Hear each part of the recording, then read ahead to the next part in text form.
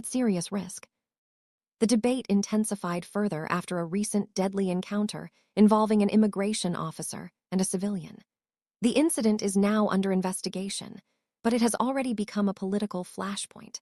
Some officials quickly labeled the civilian a criminal or a threat, while others immediately accused the officer of wrongdoing. Critics on both sides argue that such statements are being made before a full investigation has been completed. Civil liberties advocates stress that due process must apply to everyone involved, including both civilians and law enforcement officers.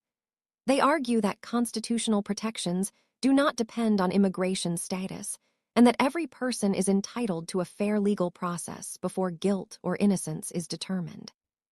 At the same time, law enforcement supporters argue that officers are being placed in increasingly dangerous situations, often surrounded by hostile crowds and blocked from leaving scenes safely. They warn that escalating confrontations make tragedies more likely, and say political leaders should do more to discourage risky and confrontational protest tactics. The broader political conflict shows no sign of slowing.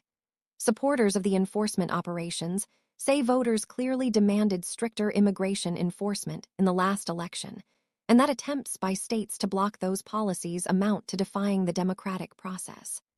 Opponents argue that the administration is using enforcement as a political weapon and deliberately concentrating operations in hostile cities to provoke confrontation.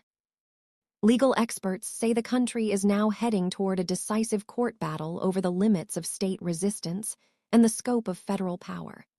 Until then, federal operations are expected to continue, protests are likely to persist, and the risk of further clashes remains high.